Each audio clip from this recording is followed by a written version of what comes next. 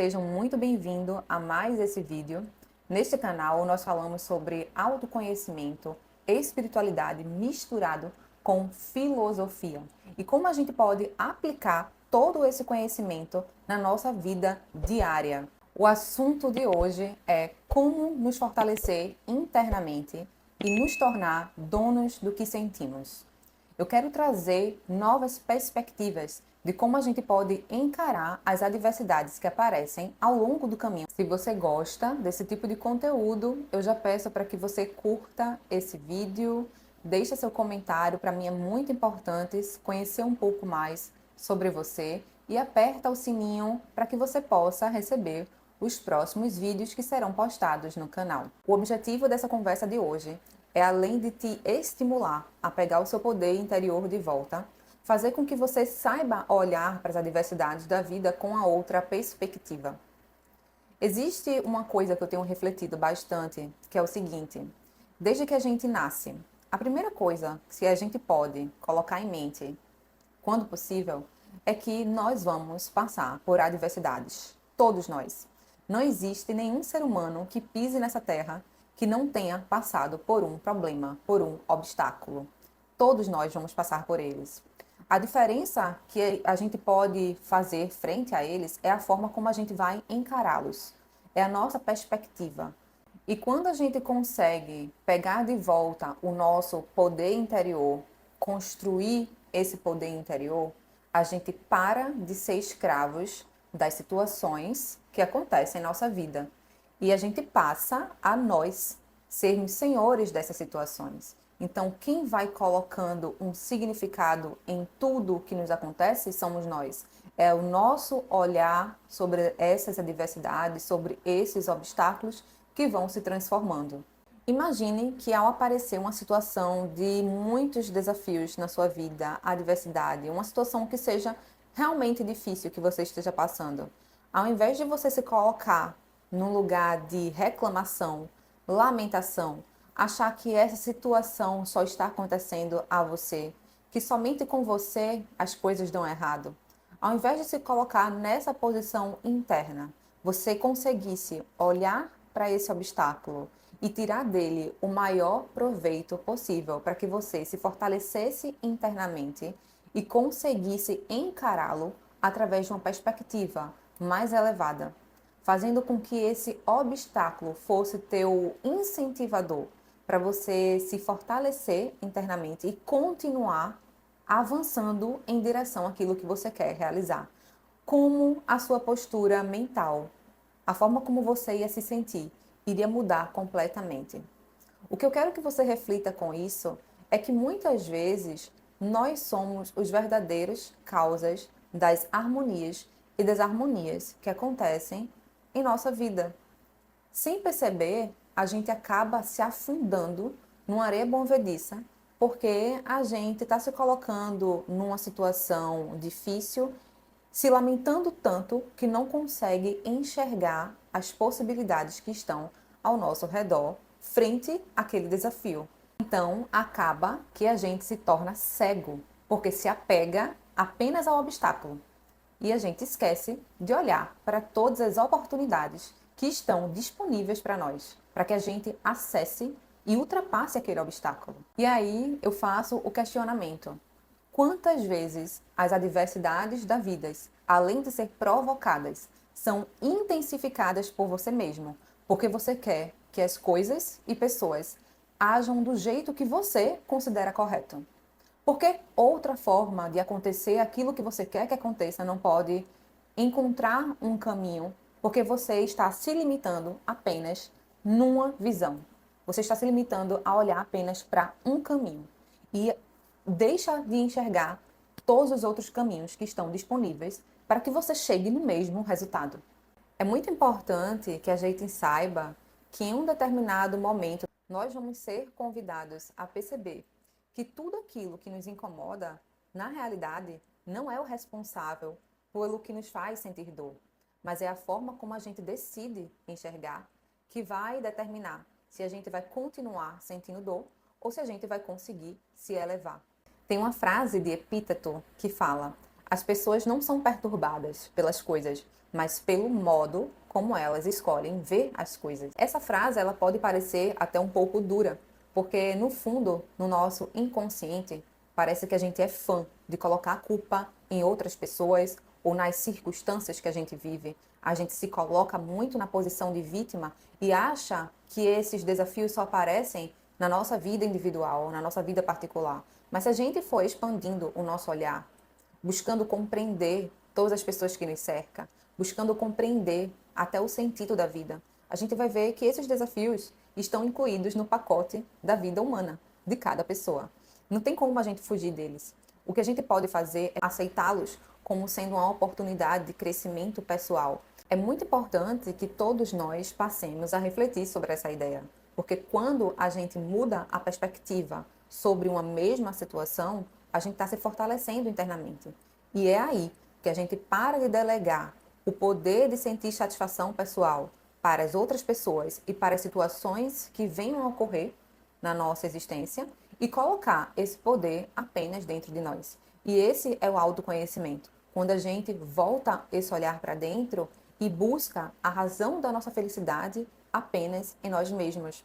É assim que a gente vai criando uma base firme emocional.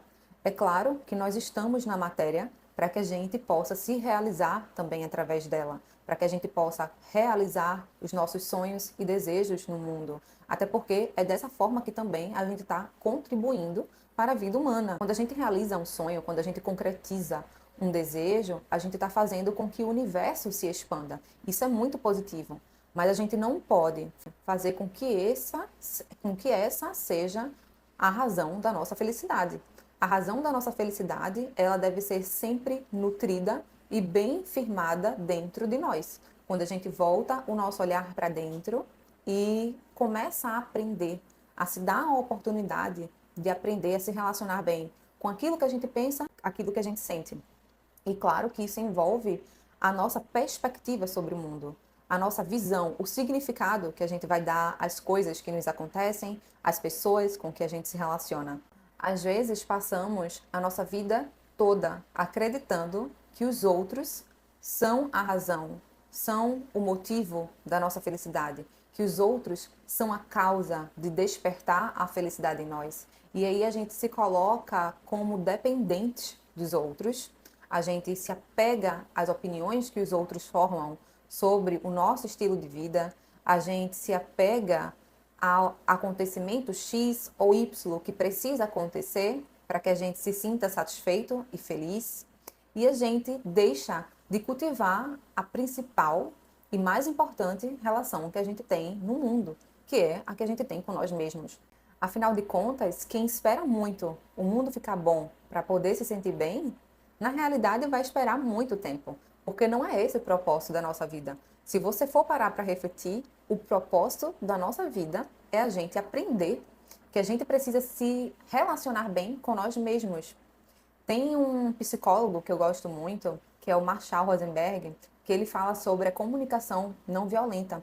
E quando a gente pensa nessa comunicação não violenta, talvez a gente ache que ela está apenas atrelada à comunicação que a gente tem com os outros. O diálogo começa a ficar bom com nós mesmos quando a gente se torna independentes, quando a gente se torna libertos das situações externas. A gente não depende mais de nada que está fora para fazer com que a gente sinta bem-estar.